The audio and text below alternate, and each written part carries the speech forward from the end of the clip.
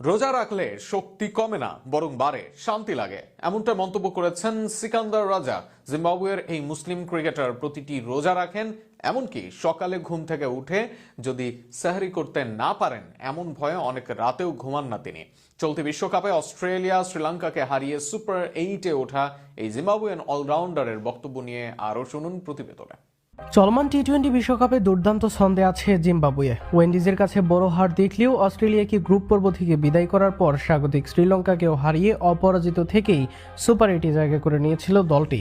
গত বৃহস্পতিবার কলম্বোয় শ্রীলঙ্কাকে 6 উইকেট ও 3 বল হাতে রেখে হারায় জিম্বাবুয়ে। 178 রানের লক্ষ্য তাড়া করতে নেমে ব্রায়ান ব্রেনেটের 48 বলে 63 ও অধিনায়ক সিকান্দার রাজার 26 বলে 45 রানের ঝড়ো ইনিংসে জয় নিশ্চিত হয়। বিশেষ বিষয়টি হলো এই ইনিংসটি খেলেছেন রোজা রেখে। ম্যাচের পর ইএসপিএন ক্রিকইনফোকে দেয়া সাক্ষাৎকারে নিজের রমজানের রুটিন নিয়ে খোলামেলা কথা বলেন সিকান্দার রাজা। তিনি বলেন, আজ আমি সেহরি পর্যন্ত জেগেছিলাম, ভাবছিলাম যদি রাত 1-2টোই ঘুমাই তাহলে ভোর 4:30-এ উঠতে পারবো কিনা।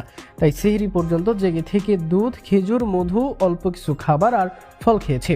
রোজাকে নিজের শক্তির উৎস বলে দাবি করেন এই জিম্বাবুইয়ান অধিনায়ক। তার ভাষায়, রোজা আমাকে শক্তি দেয়, কখনো কখনো কঠিন লাগে, কিন্তু বিশ্বাস করুন রোজা শক্তি কেড়ে নেয় না, বরং শক্তি বাড়ায়।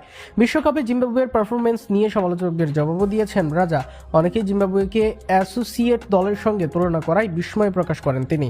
তার মতে, জিম্বাবুয়ে একটি টেস্ট খেলুড়ে দেশ এবং যে কোনো দল বিশ্বকাপে এলে তাদের সমান সুযোগ থাকে। তিনি বলেন, এটা তো একাদশ বনাম একাদশের লড়াই। পূর্ণ সদস্য দেশ হয়েও সাব রিজিওনাল আফ্রিকা কোয়ালিফায়ার পেরিয়ে বিশ্বকাপে জায়গা করে নিতে হয়েছে জিম্বাবুয়েকে। তবে সেই কঠিন পথ চলা দলকে আরও অনুপ্রাণিত করেছে বলে মনে করেন রাজা। অতীতে ব্যর্থতা থেকে শিক্ষা নিয়েই এবার নতুন উচ্চতায় পৌঁছানোর লক্ষ্য তাদের।